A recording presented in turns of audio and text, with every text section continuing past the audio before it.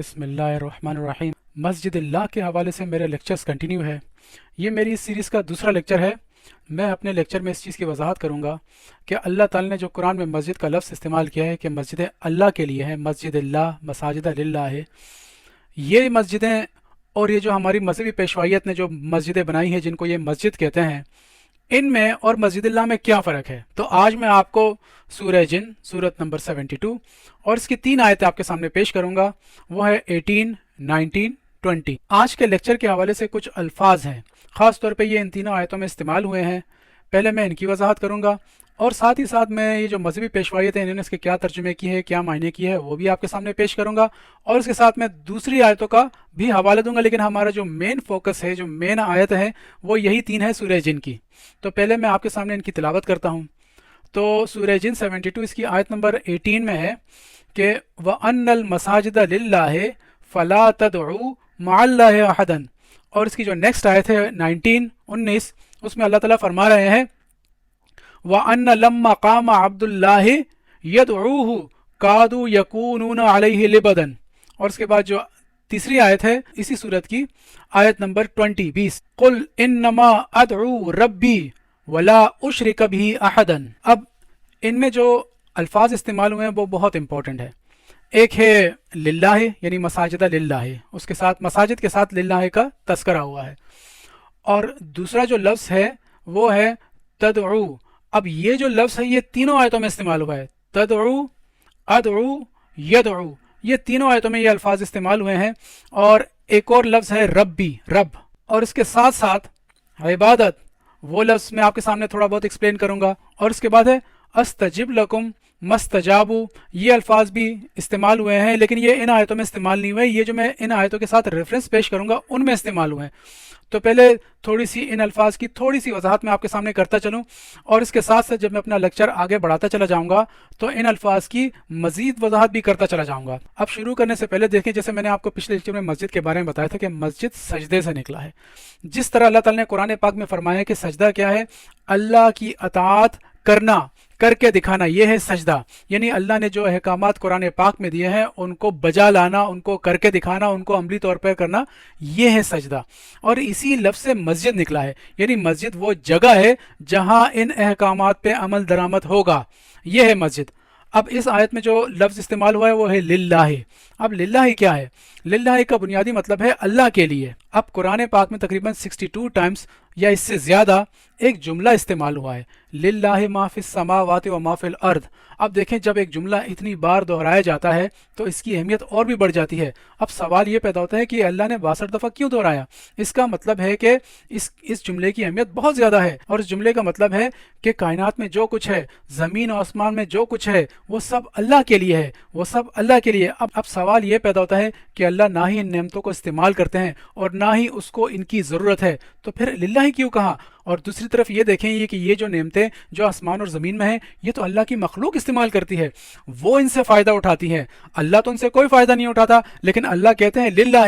تو اگر ہم تھوڑا سا بھی تدبر کریں اور تفکر کریں تو صاف ظاہر ہے کہ للہ کا مطلب ہے کہ آسمان اور زمین میں جو کچھ ہے وہ للہ کے لیے ہے، مطلب اللہ کی مخلوق کے لیے ہے، اللہ کی تمام مخلوقات کے لیے ہے۔ اب میں آپ کو بہت سادہ سی مثال اللہ کی ایک بہترین نعمت ہوا کی دیتا ہوں۔ اب دیکھیں، اس وقت ہوا پر انسان کا مکمل کنٹرول نہیں ہے۔ اب جس پہ کنٹرول ہے اس نے کیا کیا؟ اس کو اپنے لیے سمیٹ کر کاروبار بنا لیا، جبکہ یہ جو نعمت ہے یہ اس وقت مکمل کنٹرول میں نہیں ہے انسان کے۔ اب جس طرح ہوا تمام جانداروں کو زندہ رہنے کے لیے ضروری ہے، یعنی وہ آکسیجن لیتے ہیں تمام جاندار، تو ان کو زندہ رہنے کے لیے آکسیجن کی ضرورت ہے اور ہر لمحہ اس کی ضرورت ہے۔ تو اگر آپ دیکھیں کہ پورے کائنات میں جتنے بھی لوگ ہیں، چاہے وہ کسی بھی مذہب سے ہو، چاہے وہ کسی بھی نسل سے ہو، چاہے وہ کسی بھی رنگ سے ہو، یا جانور آپ دیکھ لیں، جس قسم کا بھی جانور ہو، دنیا کے جس خطے میں بھی ہو، ایون کہ آپ درخت دیکھ لیں، سب کو وہ بقدر ضرورت میسر ہے، نہ وہ ضرورت سے زیادہ لیتے ہیں اور نہ ہی اس کو وہ اپنے لیے سمیٹ کر رکھتے ہیں۔ سب انسانوں کو، سب جانداروں کو بقدر ضرورت وہ میسر ہے۔ تو اس کا مطلب ہے کہ اللہ کی جو دوسری نعمتیں ہیں وہ بھی بقدر ضرورت میسر ہونی چاہیے، ایسا نہ ہو کوئی اس سے محروم رہ جائے۔ اسی لیے کہا ہے للہ، اسی لیے کہا ہے للہ۔ تو مساجدہ للہ کا کیا مطلب ہوا؟ مساجدہ للہ کا مطلب یہ ہوا کہ مسجدیں اللہ کے لیے، جس طرح تمام نعمتیں اللہ کے لیے تو اس طرح مسجد بھی اللہ کے لیے۔ اس کا مطلب ہے کہ مسجدیں تمام مخلوق کے لیے ہیں، یہ صرف ایک مخصوص فرقے کے لیے نہیں ہے۔ اگر وہ مسجد اللہ ہے تو مساجد اللہ نے کہا ہے مساجد للہ ہے، اس کا مطلب ہے کہ مسجدیں کس کے لیے ہیں؟ اللہ کی تمام مخلوق کے لیے ہیں وہ مسجدیں۔ اب اسی کا موازنہ اگر ان کی پرستش گاہ سے کریں تو وہ تو اللہ کی مخلوق کے لیے چھوڑیں، اس میں تو آپ یہ جو درخت ہے، یہ جو چرند پرند ہے، یہ جانور، ان کو تو نکال دیں، اور پھر انسانوں کو بھی آپ تقسیم کر دیں۔ اس میں جو یہ اپنے آپ کو مسلمان کہتے ہیں اس کو ذرا سیپریٹ کریں، اور جو غیر مذہب ہیں ان سب کو ہٹا دیں، تو اس میں بھی، اس کے اندر بھی، یہ جو اپنے آپ کو مسلمان کہتے ہیں اس کے اندر بھی بریلوی کی اپنی مسجد ہوگی، دیوبند کی اپنی مسجد ہوگی، جماعت اسلامی کی اپنی مسجد ہوگی، شیعوں کی اپنی مسجد ہوگی، تو یہ تو ان کی تو مسجد للہ کے لیے ہے ہی نہیں۔ اللہ نے للہ کے لیے کہا ہے، یعنی کہ تمام مخلوق کے لیے وہ مسجد ہوں گی، تمام مخلوق کے لیے، جس طرح للہ ما فی السماوات و ما فی الارض کہا، 62 دفعہ یہ جملہ دہرایا گیا ہے، 62 ٹائمز، ایک دفعہ نہیں، دو دفعہ نہیں، 62 ٹائمز، اور اس سے بھی زیادہ دفعہ دہرایا گیا ہے۔ تو یہ کیوں دہرایا گیا ہے؟ اللہ نہ ان نعمتوں کو استعمال کرتے ہیں، نہ ہی اس کو اس کی ضرورت ہوتی ہے۔ اسی طرح مساجدہ للہ کہا ہے، اللہ نہ ہی مسجدوں میں جاتے ہیں، نہ ہی کبھی مسجد میں آپ نے اللہ کو دیکھا ہے کہ وہ کسی مخصوص اوقات میں وہاں جاتے ہوں، وہاں آرام کرتے ہوں یا وہاں بیٹھتے ہوں، کسی نے نہیں دیکھا۔ تو اسی طرح جس طرح اللہ کی نعمتیں للہ ہی کے لیے ہے، یعنی کہ تمام مخلوق کو بقدر ضرورت وہ میسر ہونی چاہیے، اسی طریقے سے مساجدہ للہ ہی کہا ہے کہ مسجدیں اللہ کی مخلوق کے لیے ہیں، یہ کسی خاص فرقے کے لیے نہیں ہے۔ اگر وہ کسی خاص فرقے کے لیے ہوگی تو وہ مسجد اللہ نہیں ہو سکتی، بھائی وہ مسجد اللہ نہیں ہو سکتی، وہ ان کی پرستش گاہ اور پوجا پاٹ کی جگہ تو ہو سکتی ہے، لیکن اس کو آپ مسجد اللہ سے مت جوڑیں۔ اب آتے ہیں رب کی طرف۔ دیکھیں رب کا جو بنیادی معنی ہے، دیکھو یعنی کہ یہ ہم بچپن سے یہ معنی بھی سنتے ہوئے آ رہے ہیں کہ پالنے والا رب کیا ہے؟ پالنے والا، نشوونما دینے والا، ضروریات زندگی فراہم کرنے والا، درجہ بدرجہ نشوونما دے کر کمال درجے تک پہنچانے والا، یہ ہے رب۔ قرآن میں اللہ نے اپنے آپ کو رب کہا ہے۔ قرآن کی ابتدا ہی الحمدللہ رب العالمین سے ہوتی ہے۔ رب العالمین، پورے عالمین کا رب۔ اس عالمین میں کیا آتے ہیں؟ اس عالمین میں سب کچھ آتے ہیں، یعنی اس نے درخت کے لیے بھی سامان ضرورت مہیا کیا ہوا ہے، وہ درخت کو بھی پالتا ہے، وہ درخت کو بھی نشو میں دیتا ہے، وہ درخت کی بنیادی ضرورتیں پوری کرتا ہے۔ اسی طریقے سے چرند پرند، جتنے چرند پرند ہیں، جانور ہیں، سب کی ضروریات کا بندوبست اس نے کیا ہوا ہے۔ اسی طرح اس میں انسان بھی آ جاتے ہیں، لیکن انسان کی کیا کوالٹی ہے کہ وہ ان نعمتوں کو اپنے لیے سمیٹ کر رکھتا ہے اور اس کو کاروبار بناتا ہے۔ تو اسی طرح جس طرح اللہ نے اپنے آپ کو رب کہا ہے، وہ اس قرآن میں بھی ہم سے، انسانوں سے ربوبیت کا نظام چاہتا ہے۔ تو یہ ہے رب۔ قرآن میں سورہ مریم میں اللہ نے اپنے آپ کو رب السماوات و ما فی الارض وما بینہما کہا ہے، یعنی وہ سماوات کا بھی رب ہے، وہ زمین کا بھی رب ہے، اور جو کچھ اس کے درمیان ہے سب کا رب ہے، سب کو ضروریاتی زندگی فراہم کرتا ہے، سب کو پالتا ہے۔ اب آگے جو لفظ ہے وہ بہت اہم ہے، اسی کے گرد ساری کہانی ہے، اسی کے گرد یہ لفظ۔ ان تینوں آیتوں کا جو میری آج کے لیکچر کی جو مین تینوں آیتیں ہیں، یہ تینوں آیتوں کا آپس میں بہت زبردست لنک ہے۔ ان تینوں آیتوں میں یہ استعمال ہوا ہے، یہ ہے تدعو، یدعو، ادعو، یہ سیم ہی لفظ ہیں۔ اب یہ تینوں آیتوں میں استعمال ہوئے ہیں۔ اب انہوں نے جو اس کے ترجمے کیے ہیں، کہیں عبادت کیا ہے، کہیں بندگی کیا ہے، کہیں پرستش کیا ہے، کہیں دعا کیا ہے، اور کہیں پکارنا بھی کیا ہے۔ یہ انہوں نے ڈیفرنٹ معنی کیے، اور یہ ڈیفرنٹ معنی انہوں نے کیوں کیے ہیں، یہ جیسے جیسے میرا لیکچر آگے بڑھتا چلا جائے گا تو آپ کو سمجھ میں آ جائے گا کہ یہ انہوں نے کیوں کیا ہے۔ یہ انہوں نے ایسے نہیں کیا ہے، یہ باقاعدہ منصوبہ بندی کے تحت کیا ہے۔ اب تدعو کے جو بنیادی معنی ہیں وہ ہے پکارنا، دعوت دینا، دعویٰ کرنا۔ یاد رکھیے گا یہ اس کے بنیادی معنی ہے۔ انہوں نے تدعو کا مطلب بیشتر جگہ عبادت کیا، اور اس کے ساتھ ساتھ کسی نے بندگی کیا، کسی نے پرستش کیا، اور یہ تینوں اس کو لنک کرتے ہیں نماز سے۔ اب پہلے ذرا میں آپ کو عبادت بتا دیتا ہوں۔ دیکھیں قرآن پاک میں سورہ مریم اور سورہ یاسین میں اللہ نے کہا کہ لا تعبد الشیطان، لا تعبد الشیطان، شیطان کی عبادت مت کرو، شیطان کی عبادت مت کرو۔ یہ لوگ عبادت، پرستش اور بندگی کا ترجمہ کرتے ہیں نماز، مین نماز ہے، ویسے روزہ، حج، زکوٰۃ یہ بھی کرتے ہیں۔ اب سوال یہ پیدا ہوتا ہے کہ جب کہا کہ شیطان کی عبادت مت کرو اور یہ لوگ عبادت کا ترجمہ کرتے ہیں نماز، روزہ، حج، زکوٰۃ، یہاں میں نماز کو فوکس کروں گا، صحیح ہے؟ تو کیا شیطان نمازیں پڑھتا تھا؟ تو اس کا مطلب ہے شیطان کی عبادت مت کرو مطلب نماز مت پڑھو؟ پھر تو یہ ہوگی اگر آپ عبادت نماز کو کہتے ہیں تو ان دونوں یہ جو آیتیں سورہ مریم اور سورہ یاسین میں استعمال ہوئی ہیں، اس میں تو کہا ہے کہ لا تعبد الشیطان، شیطان کی عبادت مت کرو۔ آپ عبادت اگر آپ نماز کو لیتے ہیں تو اس کا مطلب نماز، شیطان کی نماز مت کرو۔ شیطان کون سی نماز پڑھتا ہے؟ شیطان کون سے روزے رکھتا ہے؟ شیطان کون سا حج کرتا ہے؟ تو بھائی عبادت کا جو یہاں مطلب سمجھ میں آ رہا ہے وہ ہے کہ شیطان کی ہدایات کو فالو نہیں کرو، شیطان کے احکامات پہ عمل نہیں کرنا، شیطان کی انسٹرکشن کو فالو نہیں کرنا۔ تو عبادت کا مطلب ہے انسٹرکشن، ہدایات۔ تو اسی طرح جب اللہ کی عبادت آئے گی تو اس کا مطلب ہوگا اللہ کی انسٹرکشن، اللہ کی ہدایات، اللہ کے احکامات جو قرآن پاک میں اس کو فالو کرنا ہے۔ تو عبادت کا یہ مطلب ہوا۔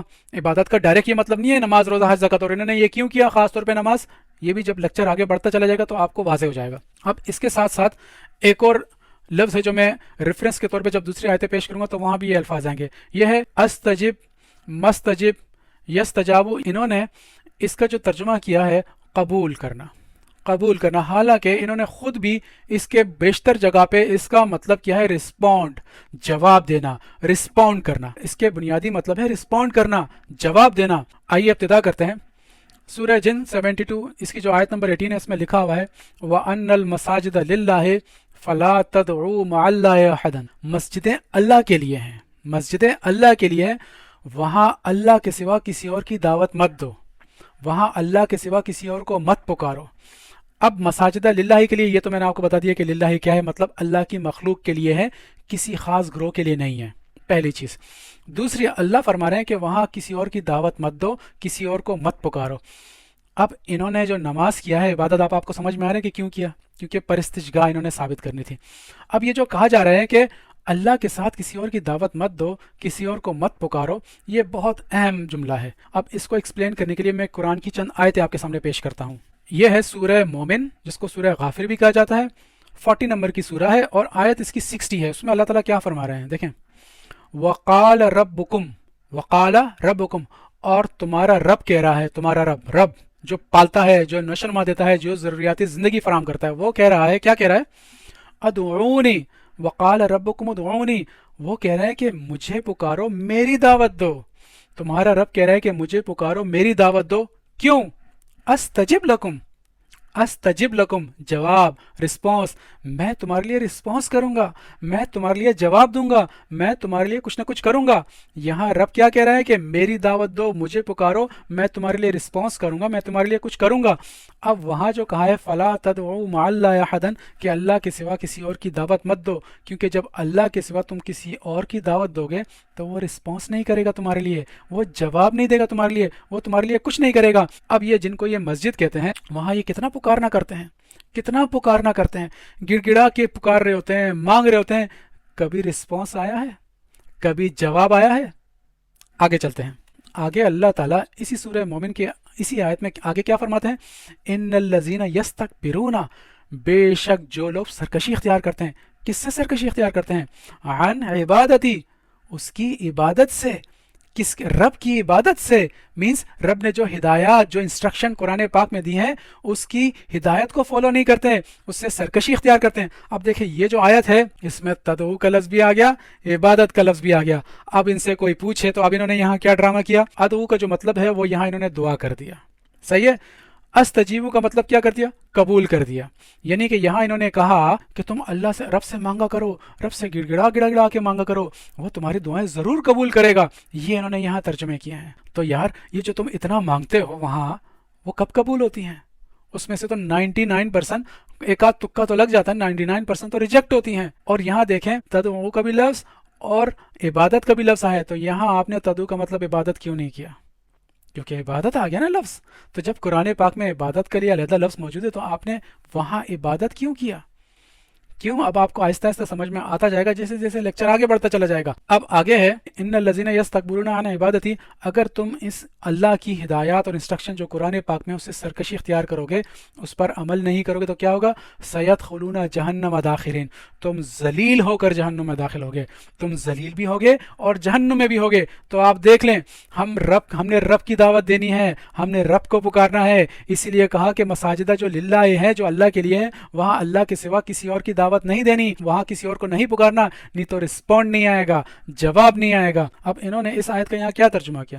احمد رضا خان صاحب فرماتے ہیں، اور تمہارے رب نے فرمایا مجھ سے دعا کرو میں قبول کروں گا، بے شک جو میری عبادت سے اونچے کھینچے، अब पता नहीं ये ऊंचे खींचे किसका तर्जुमा इन्होंने किया, ऊंचे खींचे तकब्बुर करते हैं, अनकरीब जहन्नम में जाएंगे जलील होकर। कुरान आया है रब का निज़ाम नाफिज करने के लिए, इन्होंने इसको क्या कर दिया, इन्होंने इसको परिस्तिश की किताब बनाना है। तो आप जहाँ भी इनकी तर्जुमे देखें तो परिस्तिश से रिलेटेड होंगे, पूजा पाठ से रिलेटेड होंगे। और देखें इनकी तर्जुमे में कोई तसलसल नहीं होगा, कहीं कुछ तर्जुमा होगा कहीं कुछ होगा। आगे देखें डॉक्टर ताहिरुल कादरी ने इसी आयत का क्या तर्जुमा किया, और तुम्हारे रब ने फरमाया है तुम लोग मुझसे दुआ किया करो मैं ज़रूर कबूल करूँगा, बेशक जो लोग मेरी इबादत से सरकशी इख्तियार करते हैं वो अनकरीब दोज़ख में जलील होकर दाखिल होंगे।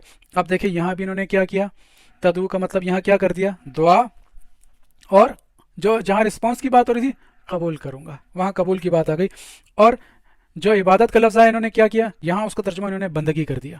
इसी तरीके से जो मौलाना तकी उस्मानी साहब है उन्होंने क्या किया, उन्होंने कहा और तुम्हारे परवरदिगार ने कहा है कि मुझे पुकारो मैं तुम्हारी दुआएं कबूल करूँगा। यहाँ इन्होंने तदु का मतलब पुकारना किया, लेकिन साथ ही उसको मेंशन कर दिया कि ये दुआ ही है, दुआएं कबूल करूंगा। अस्तजीब का क्या कहा, कबूल। ओ भाई रिस्पॉन्स आएगा, कुछ ना कुछ होगा, ये नहीं कहा। क्यों नहीं कहा, क्योंकि वो जो वहाँ उस आयत सूरह जिन में लिखा है फला तदउ मअल्लाहि अहदन, अल्लाह के सिवा किसी और की दावत मत दो, किसी और को मत पुकारो। वहाँ पे ये लोग अगर पुकारना कर देते हैं इबादत की जगह, अल्लाह के सिवा किसी और को मत पुकारो, किसी और की दावत मत दो, तो अल्लाह ने तो कहा है कि मैं रिस्पॉन्ड करूंगा, मैं जवाब दूंगा। अब रिस्पॉन्स तो आता नहीं है, तो उन्होंने वहाँ इबादत ठोक दिया कि ये लोग लगे रहे इन नमाजों में, ये लगे रहे सुबह शाम लगे रहे इनमें।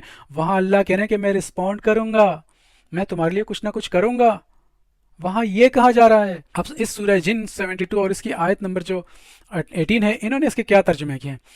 मुफ्ती तकी उस्मानी साहब ने तो हद कर दी, इन्होंने लिखा हुआ है और सजदे तो तमाम तर अल्लाह ही कहा है। यार मस्जिद का लफ्ज़ इस्तेमाल हुआ है, आयत में मस्जिद का लफ्ज़ इस्तेमाल हुआ है, इन्होंने उसको सजदे कर दिया, सजदे कर दिया। सजदे तमाम तर अल्लाह ही के लिए हैं, अल्लाह ही का हक है। और आगे लिखा है और अल्लाह के सिवा किसी और की इबादत मत करो। इबादत यानी कि पूजा पाठ की जगह बनानी थी, और इबादत ये परिस्तिश को कहते हैं।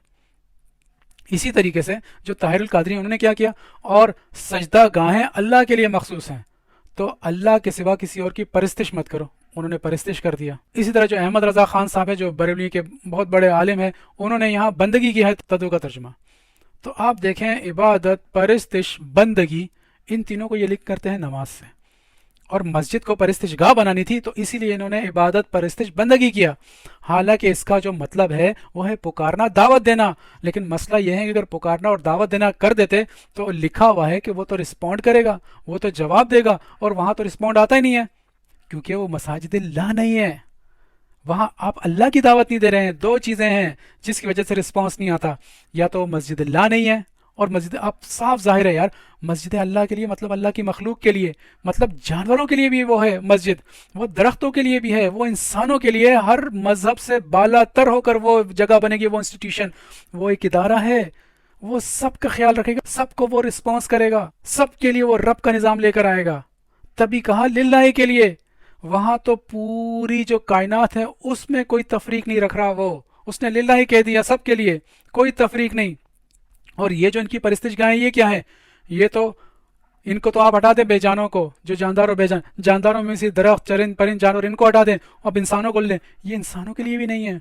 इंसानों में भी जो डिवीजन उन्होंने किए हुए उसमें से खास तौर पे जिसको ये मुसलमान कहते हैं उनके लिए हैं, और उनमें भी उनके लिए नहीं है जो इनके फिरके से नहीं है, जो इनके फिरके से नहीं है। ये तो फिरका परस्ती की आमाजगाह है, ये लिल्लाही के लिए कहा है। तो अल्लाह ने कहा मैं रिस्पॉन्ड करूंगा, मैं तुम्हारे लिए कुछ ना कुछ करूंगा अगर तुम मेरी दावत दोगे। अच्छा, ये एक और चीज़ खास तौर पे जब मैं ये आयतें पेश करूँ तो इसमें जो है ना अस्तजिब लकुम मस्तजाबू ये अल्फाज इस्तेमाल हुए हैं, इन्होंने वहाँ इसका मायने कर दिया कबूल करना, हालांकि इन्होंने बेशतर जगह पे इसका तर्जुमा रिस्पॉन्स यानी जवाब देना किया है। जैसे कि ये भी मैं चलते चलते आपको बताता चलूँ, जैसे कि सूरह माइदा है उसकी 109 आयत में इन्होंने रिस्पॉन्स इसका तर्जुमा किया जवाब देना। इसी तरह सूरह कसस है 28 उसकी आयत नंबर 65 में भी इन्होंने इसका तर्जुमा किया गया रिस्पॉन्ड जवाब। इसी तरह सूरह आल इमरान है सूरत नंबर 3 और इसकी आयत नंबर 172 में भी इन्होंने क्या तर्जुमा किया, रिस्पॉन्ड जवाब। इसी तरह सूरह अनफाल है उसकी आयत नंबर 9 है, उसमें भी इन्होंने क्या किया, रिस्पॉन्ड फस्तजाबू वहाँ आया है। इसी तरह सूरह राद और बहुत सारी मिसालें हैं जिसमें इन्होंने रिस्पॉन्ड ही किया है, जवाब देना, तो वहाँ क्यों नहीं किया। अब इसी लिहाज से एक और आयत देखिए, याद रखिएगा मेरा जो फोकस है वो वही 3 आयतें हैं, लेकिन उन आयतों को एक्सप्लेन करने के लिए मुझे ये रेफरेंस ज़रूरी है देना, तभी बात क्लियर होगी। یہ آیت ہے، یہ ہے سورہ بنی اسرائیل جس کو سورہ اسرا بھی کہتے ہیں، سورت نمبر 17 اور اس کی آیت نمبر 56 ہے۔ اس میں اللہ تعالیٰ کیا فرما رہے ہیں؟ قُلِ ادْعُوا الَّذِينَ زَعَمْتُم مِّن دُونِهِ قُلِ ادْعُوا الَّذِينَ زَعَمْتُم مِّن دُونِهِ، دیکھیں یہاں بھی لفظ آگے ادعو، آگے ہے فَلَا يَمْلِكُونَ كَشْفَ الضُّرِّ عَنْكُمْ وَلَا تَحْوِيلًا۔ اب ذرا ان کا ترجمہ دیکھیں انہوں نے کیا کیا ہوا۔ یہ کہتے ہیں، طاہر القادری صاحب کہتے ہیں، فرما دیجئے تم ان سب کو بلا لو۔ کیا ترجمہ آ گیا؟ بلا لو، کہیں پرستش کر دیا، کہیں بلا لو، کہیں عبادت کر دیا۔ اب آگے کیا کہتے ہیں؟ جنہیں تم اللہ کے سوا، بریکٹ میں لکھا ہے معبود گمان کرتے ہو، وہ تم سے تکلیف دور کرنے پر قادر نہیں ہے اور نہ اسے دوسری کی طرف پھیر دینے کا اختیار رکھتے ہیں، یعنی کہ ایک تو وہ تکلیف بھی دور نہیں کریں اور دوسری طرف انہیں تکلیف دوسری کی طرف پھیر دو۔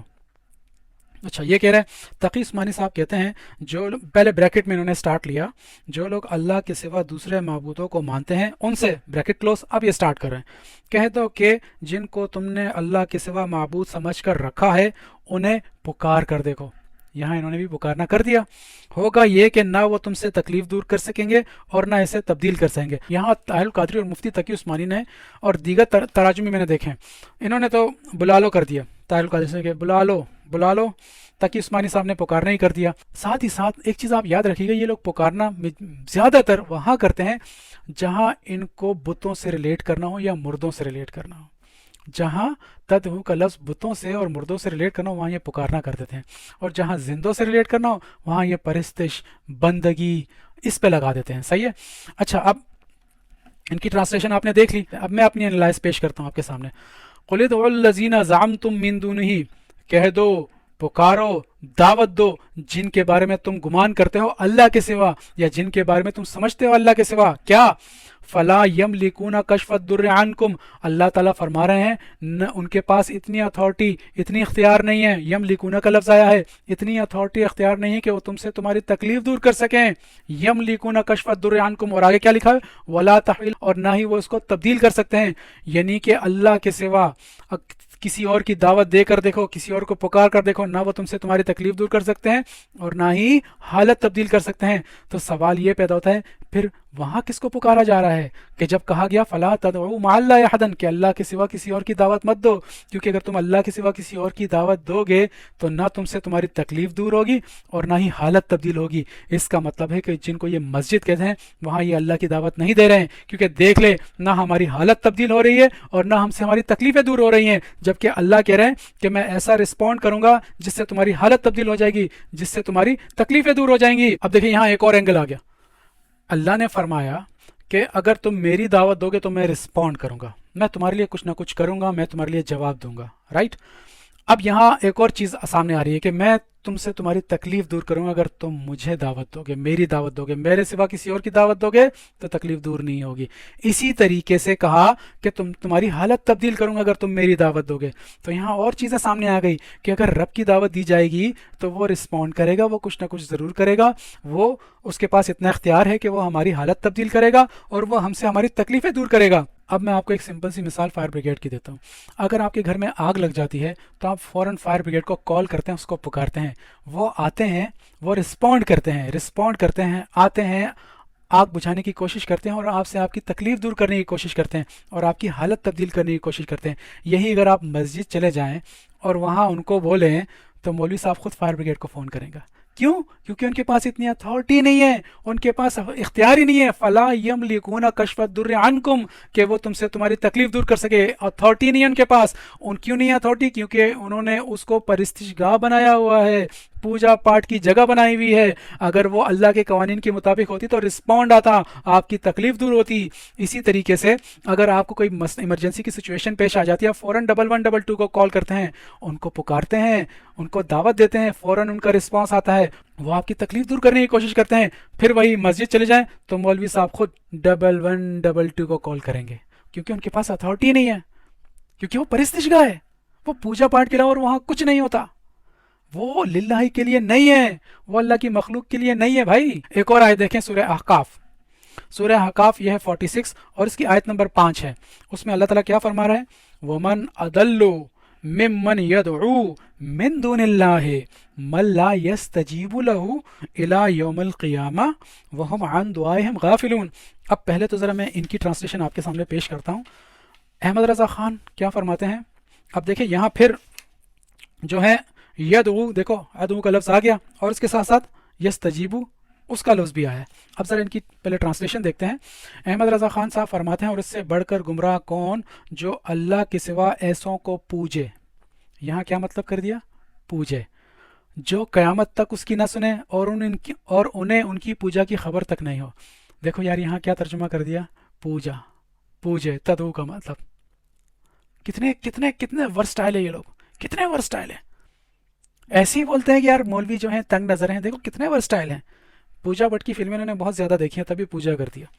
اسی طرح تقی عثمانی صاحب کیا کرتے ہیں؟ اس شخص سے بڑھ کر گمراہ کون ہوگا جو اللہ کو چھوڑ کر ان من گھڑت دیوتاؤں کو پکارے جو قیامت کے دن تک اس کی پکار کا جواب نہیں دے سکتے اور جن کو ان کی پکار کی خبر تک نہیں. میں نے آپ سے کہا تھا یہ پکارنا وہاں کریں گے جہاں ان کو لنک کرنا ہو مردوں سے، دیوتاؤں سے، بتوں سے. دیکھیں آپ یہاں عبادت، یہاں اگر آپ نے پکارنا کر دیا ہے تو وہاں جو سورہ جن کی آئی تھی وہاں پکارنا کیوں نہیں کیا؟ کیونکہ وہاں اگر یہ پکارنا کرتے تو اللہ نے کہا ہے میں رسپونڈ کروں گا، میں تمہاری تکلیفیں دور کروں گا، تمہاری حالت تبدیل کروں گا. نہ رسپانس آتا ہے، نہ تکلیف دور ہوتی ہے، نہ حالت تبدیل ہوتی ہے. آگے دیکھیں طاہر القادری صاحب کیا ترجمہ کرتے ہیں؟ اور اس سے بڑھ کر، اور اس شخص سے بڑھ کر گمراہ کون ہو سکتا ہے جو اللہ کے سوا ایسے، بریکٹ میں دیکھیں بتوں لگائے انہوں نے، بتوں کی عبادت کرتا ہے. یہاں انہوں نے عبادت کر دیا جو قیامت کے دن تک اسے بریکٹ میں سوال کا جواب نہ دے سکیں اور وہ پھر بریکٹ بت ان کی دعا و عبادت سے ہی بے خبر ہیں. اب اپنی انالائز کرتے ہیں. یہ سورہ احقاف میں لکھا ومن اضل، اور اس سے بڑھ کر گمراہ کون ہو سکتا ہے؟ سب سے بڑا گمراہ اس کو کہا ہے، سب سے بڑا اضل. ممن یدعو، جو دعوت دیتا ہے، پکارتا ہے، من دون اللہ، اللہ کے سوا کسی کو، جو اللہ کے سوا کسی اور کی دعوت دیتا ہے، کسی اور کو پکارتا ہے، اس سے بڑھ کر گمراہ کوئی نہیں ہے. کیوں؟ من لا یستجیب لہ، کیونکہ وہ اس کے لیے رسپونڈ ہی نہیں کر سکتا، جواب ہی نہیں دے سکتا، وہ اس کے لیے کچھ نہیں کرتا. سیم وہی فلا تدعو مع اللہ احدا، کہ اللہ کے سوا کسی اور کی دعوت دو گے تو رسپونڈ نہیں آئے گا، تمہاری تکلیف دور نہیں ہوگی، تمہاری حالت تبدیل نہیں ہوگی، کیونکہ رب کا نظام جو ہے وہ پالتا ہے، رب پالتا ہے، نشوونما دیتا ہے، آپ کی ضروریات زندگی پوری کرتا ہے. تو جب آپ رب کی دعوت ہی نہیں دیں گے، اس کو پرستش گاہ بنا دیں گے، جب آپ اللہ کی دعوت ہی نہیں دیں گے، اس کو پوجا پاٹ کی جگہ بنا دیں گے، تو پھر تو یہی ہونا ہے.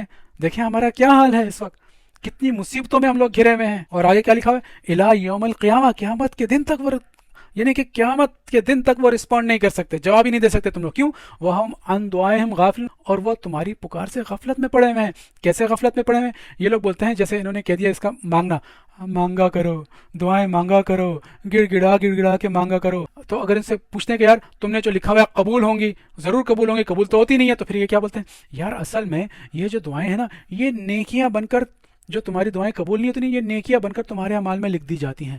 تو جب قیامت میں کچھ کمی ہو جائے گی تمہاری نیکیوں میں جنت میں جانے سے، تو یہ نیکیاں ایڈ کر دی جائیں گی.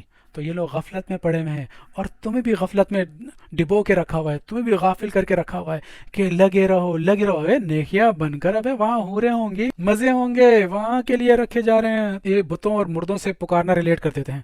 تو آئیے اس کو بھی ذرا کلیئر کر دیتے ہیں.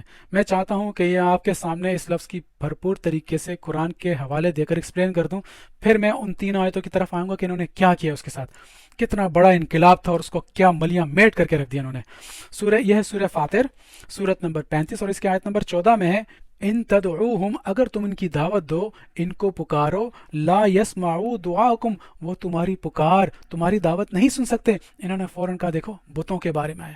تو یہی تدعو کا لفظ تو وہاں بھی آیا، مسجد اللہ کی آیت میں بھی وہاں لکھا ہے فلا تدعوا مع اللہ. تو وہاں کیوں پکارنا کیوں نہیں کیا؟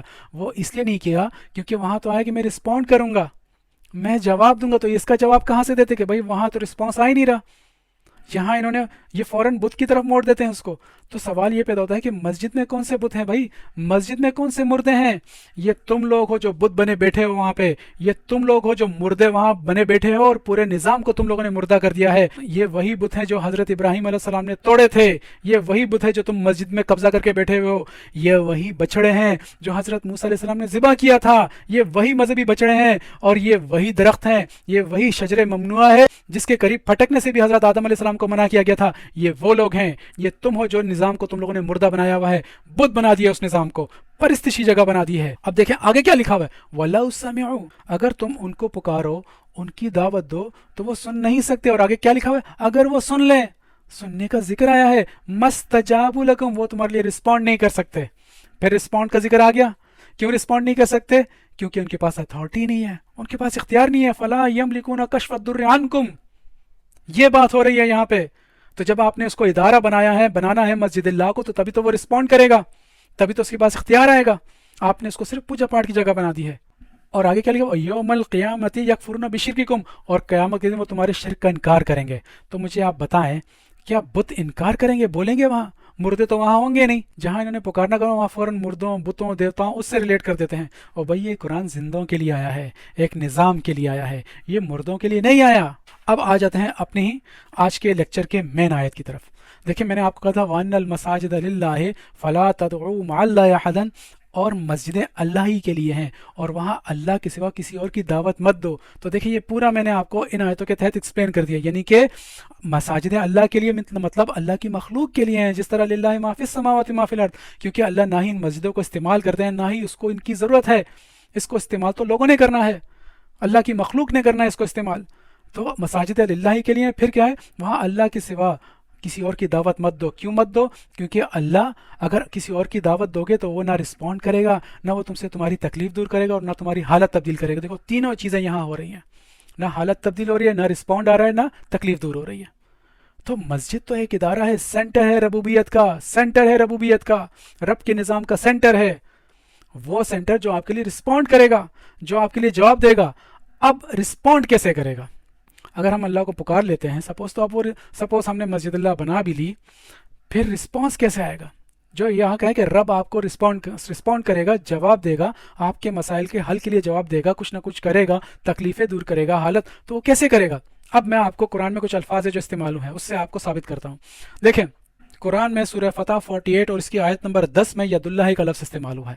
اسی طریقے سے سورہ آل عمران 3 اور اس کی آیت نمبر 103 میں حبل اللہ کا لفظ استعمال ہوا ہے۔ اسی طرح سورہ بقرہ سورت نمبر 2 اور اس کی آیت نمبر 154 میں سبیل اللہ کا لفظ استعمال ہوا ہے۔ اب پہلے جو ید اللہ ہے، اللہ کا ہاتھ، کیا آپ نے واقعی میں اللہ کا ہاتھ دیکھا ہے؟ کیا واقعی میں اللہ کا ہاتھ ہوتا ہے؟ یہاں تو لکھا ہوا ہے اللہ کا ہاتھ، ید اللہ ہے۔ یہاں اس پوری آیت کو اگر آپ دیکھیں تو یہاں جو ید اللہ کہا ہے وہ اللہ کی اطاعت کرنے والوں کا ہاتھ، اللہ نے ید اللہ کہا ہے، اللہ کی اطاعت کرنے والوں کا ہاتھ اللہ کا ہاتھ ہوگا۔ اسی طریقے سے جو حبل اللہ کہا ہے، اللہ کی رسی، کیا واقعی میں کوئی رسی ہے جس کو پکڑنا ہے؟ اللہ کے احکامات جو قرآن پاک میں ہیں اس کو اللہ نے رسی کہا ہے، اللہ کی رسی۔ اسی طرح سبیل اللہ ہے، کیا سبیل اللہ ہے اللہ کا راستہ، کیا اللہ اس راستے پہ چل کر جاتے ہیں؟ کیا کبھی آپ نے دیکھا وہ اللہ اس پہ جا رہے ہوں؟ نہیں، جو اللہ کی اطاعت کرنے والے لوگ ہوں گے ان کا جو راستہ ہے وہ اللہ کا راستہ ہوگا۔ تو اسی طرح جو یہاں ہے مساجد للہ ہے، یہاں اللہ کی اطاعت کرنے والے لوگ ہوں گے، یہاں اللہ کی اطاعت کرنے والے لوگ ہوں گے، اور ان کا رسپونڈ ہی رب کا رسپونڈ ہوگا۔ تبھی کہا استجب لکم، تمہارے لیے رسپونڈ آئے گا، تمہاری حالت تبدیل ہوگی۔ کیسی؟ وہاں اسی طرح ید اللہ کی طرح، سبیل اللہ کی طرح اللہ کی اطاعت کرنے والے لوگ ہوں گے جو اس مسجد کو بنائیں گے، وہ مسجد جو للہ کے لیے ہوگی، اللہ کی مخلوق کے لیے، اور ان کا رسپانس ہی اللہ کا رسپانس ہوگا اور رب کا رسپانس ہوگا۔ یہ ہے مطلب۔ آگے آیت دیکھیں، اگلی آیت ہے اسی سے لنکڈ ہے، اس میں ہے سورہ جن کی سورت نمبر 72 آیت نمبر 19۔ اس میں اللہ تعالیٰ فرما رہے ہیں وَأَنَّهُ لَمَّا قَامَ عَبْدُ اللَّهِ يَدْعُوهُ قَعَدُوا يَكُونُونَ عَلَيْهِ لِبَدًا۔ پہلے میں آپ کے سامنے ان کی ٹرانسلیشن رکھتا ہوں کہ انہوں نے کیا بیڑا غرق کیا اس کا۔ احمد رضا خان صاحب فرماتے ہیں، یہ کہتے ہیں اور یہ کہ جب اللہ کا بندہ اس کی بندگی کرنے کے لیے کھڑا ہو، دیکھیں یہاں پھر وہی ادعو کا لفظ ہے نا، انہوں نے کیا کرتی، جب اللہ کا بندہ اس کی بندگی کرنے کھڑا ہو، یعنی کہ نمازی، کیونکہ مسجد کو پرستشگاہ ثابت کرنی تھی، تو قریب تھا کہ وہ جن اس پر ٹھٹ کے ٹھٹ ہو جائیں۔ اب مجھے کوئی بتاؤ یار، ٹھٹ کے ٹھٹ ہو جائیں، یہ کون لوگ ہیں یار؟ کیا مطلب ہے اس کا، ٹھٹ کے ٹھٹ ہو جائیں؟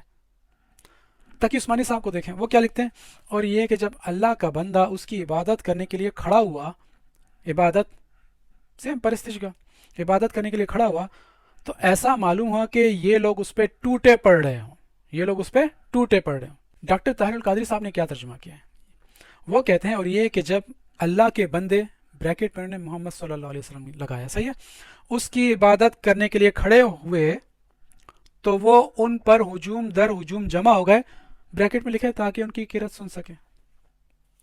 कॉन्ट्राडिक्शन देखें और देखें कैसे पर इस्तिजगा बनाने पे तुले हुए हैं। यानी कि मोहम्मद सल्लल्लाहु अलैहि वसल्लम नमाज के लिए खड़े हुए तो ये उन पर क्या हो गए, उनकी किरत सुनने के लिए जमा हो गए, और वो कह रहे हैं ठट के ठट हो गए। सही है। और मुफ्ती तकी उस्मानी साहब ये कह रहे हैं कि वो लोग उस पर टूटे पड़ रहे हैं। अब यहाँ देखें जो इसका तर्जुमा है, इसमें जो पहला लफ्ज़ है इस आयत का, वह अन्नहु, हु ये ज़मीर है, ज़मायर है, इशारा करते हैं।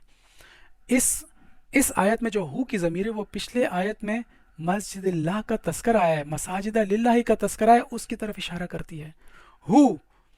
और बेशक जब उसे, किसे, पीछे आयत में मस्जिदिल्लाह का तस्करा है, मसाजिद लिल्लाह है, यानी कि बेशक उसे, यानी मसाजिद लिल्लाह को, बेशक उसे मसाजिद लिल्लाह को, आगे क्या लिखा है, लम्मा जब, कामा कायम करने के लिए, वन्नहु लम्मा कामा और बेशक उसे यानी मस्जिदिल्लाह को कायम करने के लिए, कायम करने के लिए, अब्दुल्लाह है अल्लाह की अताअत करने वाला, अल्लाह की अताअत करने वाला, अल्लाह की इंस्ट्रक्शन को फॉलो करने वाला, और बेशक जब उसे यानी मसाजिदिल्लाह को कायम करने के लिए अल्लाह की अताअत करने वाला बंदा यदऊहु उसकी दावत देता है, उसके लिए पुकारता है कि भाई मसाजिदिल्लाह कायम करनी है, उसको कायम करने के लिए जब वो बंदा, जब अल्लाह की अताअत करने वाला बंदा पुकारता है तो क्या होता है, कादू यकूनूना अलैहि लिबदन, तो ये सब के सब जमा होकर इस पर टूट पड़ते हैं, सब के सब जमा हो जाते हैं, सब के सब मुत्तहिद हो जाते हैं उसके खिलाफ कि ये कौन आ गया, ये तो मुल्हिद है, ये तो मुशरिक आ गया, ये तो मुनकरीन हदीस आ गया। सब के सब आप समझ में आ रहा है आपको कि वो मसाजिदिल्लाह है जहां अल्लाह के सिवा किसी को नहीं पुकारना, उसके सिवा किसी की दावत नहीं देनी, और इसी मस्जिदों को कायम करने के लिए जब अल्लाह का बंदा खड़ा होता है तो ये सब के सब उस पर टूट पड़ते हैं, सब के सब उसके खिलाफ हो जाते हैं। अब आपको समझ में आ रहा है कैसे उन्होंने परिस्तिजगा साबित करने की कोशिश की। पहले उसको क्या कहा, सजदा गाहें किसी ने कर दिया, किसी ने सजदे कर दिया, तदु का मतलब इबादत कर दिया। यहाँ भी देखें वही चीज चली आई कि जब खड़ा हुआ तो किरत सुनने के लिए खड़ा हुआ, ठट के ठट जमा हो गए। और देखिए कितने बड़े इनकिलाब की बात हो रही है। इनके तर्जुमे देखें, एक ही लफ्ज तदू, वहाँ कभी पुकारना, कभी बुला लो, कभी दावत दे दो, कभी जो है इबादत कर दिया, कभी परिस्तिश कर दिया, कभी बंदगी कर दिया। और मैं देखें आपको वही मायने शुरू से एंड तक वही मायने लेके चल रहा हूँ आपको, पुकारना दावत देना वही लेके चल रहा हूँ आपको। और अगली आखिरी आयत जो आज की है वो है इसी सूरह जिन 72 और उसकी आयत नंबर 20 है। इसमें अल्लाह क्या फरमा रहे हैं, कुल कह दो, इन्नमा बेशक मैं कह दो कि बेशक मैं, अदऊ दावत देता हूँ, पुकारता हूँ, किसको पुकारता हूँ, रब्बी, रब को, अपने रब को जो पालता है, जो नशरमा देता है, जो रिस्पॉन्ड करता है, जो ज़रूरत ज़िंदगी मुहैया करता है, जो आपकी तकलीफ दूर करेगा, जो आपकी हालत तब्दील करेगा। मैं रब्बी की दावत देता हूँ, मैं अपने रब की दावत देता हूँ। देखिए यहाँ निज़ाम रबूबियत आ गया, देखें कैसे मसाजिद लिल्लाह, फिर आ गया वो उसको कायम करने के लिए, फिर आगे आ गया रब की दावत, मतलब वो रबूबियत का निज़ाम का सेंटर है मस्जिदिल्लाह। भाई ये तीनों आयतों को ज़रा लिंक करके देखो, ये ठट के ठट नहीं है, ये परिस्तिजगा नहीं है भाई, ये लिल्लाही के लिए है। क्या लिखा हुआ है, रब, रबूबियत की। मैं अपना कारोबार नहीं करता, मैं अल्लाह की नेमतों को कारोबार बनाकर अपने लिए समेट कर नहीं रखता, मैं खुला रखता हूँ उसको। जिस तरह हवा हर जानदार के लिए खुली हुई है, उसकी ज़रूरत के लिए खुली हुई है, और उसको बकदरे ज़रूरत इस्तेमाल करना है, तो ये मस्जिदिल्लाह को कायम करने की दावत इसलिए दे रहा हूँ कि ऐसी मस्जिदों में क्या होगा, कोई अल्लाह की नेमतें अपने लिए समेट कर नहीं रखेगा, वहाँ रब का निज़ाम होगा, रब की दावत दी जाएगी जो रिस्पॉन्ड करेगा, जो आपकी ज़रूरत के वक्त रिस्पॉन्ड करेगा, आपकी तकलीफ दूर करेगा। ये है वो मस्जिदिल्लाह। ये मस्जिद आयशा, मस्जिद उमर फारूक, मस्जिद उस्मान गनी, आप नाम देख लें इनके, ये वो मस्जिद नहीं है भाई, ये मस्जिदिल्लाह की बात हो रही है। और आगे क्या लिखा हुआ है, वला उशरिका बिही अहदन, मैं शिरक नहीं करता, मैं किसी किस्म का शिरक नहीं करता। यानी कि अगर आपने रबूबियत के वो तमाम ज़राए जो रब ने तमाम इंसानों के लिए, तमाम जानदारों के लिए, तमाम मखलूक के लिए खुले रखे हुए हैं, उनकी ज़रूरत के लिए खुले रखे हुए हैं, अगर आप उनको समेट कर अपने लिए उस पर कारोबार करते हैं तो ये शिरक है, ये है शिरक। देख लें अपने यहाँ के सरमाएदार, यहाँ किसी को एक 60 गज का घर भी मैसर नहीं होता, और वहाँ देखें बहरिया टाउन, घर भी नहीं, टाउन के टाउन है, बिलावल हाउसों को देख लें। तो भाई यहाँ एक निज़ाम की दावत दी जा रही है, उस निज़ाम का सेंटर मस्जिदिल्लाह है जो सबके लिए होगा। अब आपके सामने ये चीज़ आ रही है, क्या इनकी परिस्तिजगाएं मस्जिदिल्लाह हो सकती हैं? मस्जिदिल्लाह तो तमाम मखलूक के लिए अल्लाह ने कहा, लिल्लाह, जिस तरह लिल्लाह मा फिस समावाति मा फिल अर्द कहा, مساجد للہ کے لیے ہیں، اللہ کی مخلوق کے لیے ہیں، وہاں اللہ کے سوا کسی اور کی دعوت نہیں دی جائے گی۔ کیوں نہیں دی جائے گی؟ کیونکہ اگر کسی اور نظام کی دعوت دو گے تو وہ نظام رسپونڈ نہیں کرے گا، جواب نہیں دے گا، آپ کی تکلیف دور نہیں کرے گا، آپ کی حالت تبدیل نہیں کرے گا۔ وہاں اللہ کی اطاعت کرنے والے لوگ ہوں گے، اسی طرح جس طرح ید اللہ ہے، اسی طرح جس طرح سبیل اللہ ہے، وہ لوگ ہوں گے، اور وہ آپ کی پکار کا رسپونڈ کریں گے، جواب دیں گے آپ کی تکلیف کا، اور آپ کی تکلیف کا مداوع کریں گے۔ اور ان مساجدوں کو جب قائم کرنے کے لیے اللہ کی اطاعت کرنے والے بندہ اس کی دعوت دیتا ہے تو یہ سب کے سب اس کے خلاف جمع ہو جاتے ہیں، سب کے سب اکٹھے ہو جاتے ہیں اس کے خلاف، یہ سارے مذہبی لوگ، کیونکہ اس کے ان کے بزنس پہ آنچ پڑتی ہے نا، کاروبار بنایا ہوا ہے نا، پرستش بنایا ہوا ہے۔ اور آگے کیا لکھا ہوا ہے؟ کہہ دو میں تو رب کی دعوت دیتا ہوں اپنے رب کی، وہ رب جو پالتا ہے، نشو نما دیتا ہے، یار ربوبیت، رب کا نظام، اس کی دعوت، جو رب سب کے لیے ہر چیز اس نے ضروریات زندگی کھلی رکھی ہوئے، وہ ہم سے بھی یہی چاہتا ہے کہ ہم بھی یہی کریں، ہم بھی اللہ کی نعمتوں کو سمیٹ کر کاروبار نہ کریں۔ اور یہ کاروبار، یہ اللہ کی نعمتوں پہ کاروبار کرنا صرف اپنے لیے سمیٹ کر رکھ لینا، یہ شرک ہے۔ نسلوں کے لیے مال جمع کر کے رکھا ہے، پل بھر کی خبر نہیں ہے، پل بھر کا پتہ نہیں ہے، اور نسلوں کے لیے سامان جمع کر کے رکھا ہوا ہے، یہ ہے شرک۔ تو اللہ ہم سب کو ایسی مسجدیں قائم کرنے کی توفیق عطا فرمائے۔